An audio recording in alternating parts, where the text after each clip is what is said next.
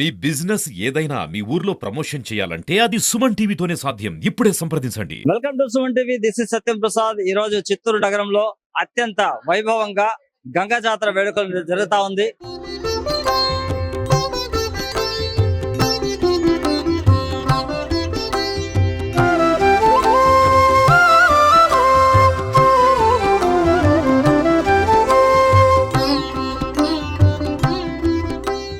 చిత్తూరు నడివీధి గంగ జాతరను ఉదయం 5 గంటల ప్రాంతంలో ఆలయ ధర్మకర్త సికే బాబు, ఆయన సతీమణి సికే లావణ్య బాబు ప్రారంభించారు.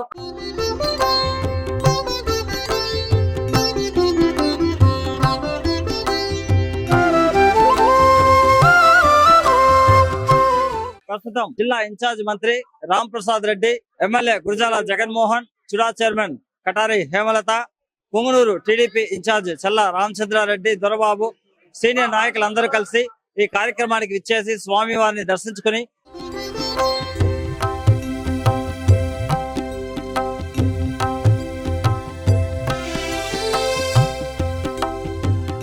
అమ్మవారికి పట్టుసారను సమర్పించారు.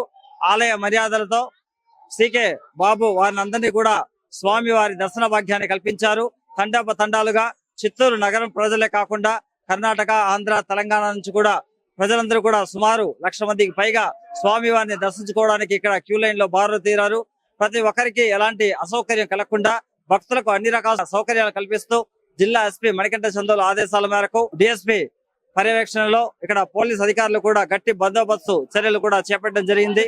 అదే విధంగా అంబళ్ళు పోసేదాని కోసం భక్తులు కూడా విచిత్ర వేషధారణలో ఇక్కడ ఆలయానికి చేరుకోవడం జరిగింది. వారందరికీ కూడా అంబళ్ళు పోసే వారికి ప్రత్యేక క్యూ లైన్లు ఏర్పాటు చేయడం, ముఖ్యంగా ఇక్కడ పోలీస్ అధికారులు యువకులకు సూచించడం ఏమంటే, గతంలో ఇక్కడ పీకలు అమ్ముతారు, ఈ పీకలు తీసుకొని ఊదుతూ నగర ప్రజలందరికీ కూడా వారు చాలా ఇబ్బంది కలిగించే వాతావరణం ఏర్పడింది. దీనిపైన కంప్లైంట్స్ రావడంతో ఇప్పటికే 2 టౌన్ సిఏ 1 టౌన్ సిఏలు కూడా ఆదేశాలు జారీ చేశారు. ఎవరు కూడా యువకులు పెద్ద శబ్దాలు చేస్తూ పీకలు ఊదకూడదు, అలా పీకలు అమ్మినా ఊదినా వారిపైన చర్యలు తీసుకుంటామని కూడా హెచ్చరించడం జరిగింది. ఈ నేపథ్యంలో గాంధీ విగ్రహం వద్ద చిత్తూరు నగరంలోని 11 ప్రాంతాలకు చెందిన గంగ జాతరకు సంబంధించిన సీసీ కెమెరాలు ఏర్పాటు చేసి పెద్ద ఎత్తున నిఘా చర్యలు కూడా చేపట్టారు.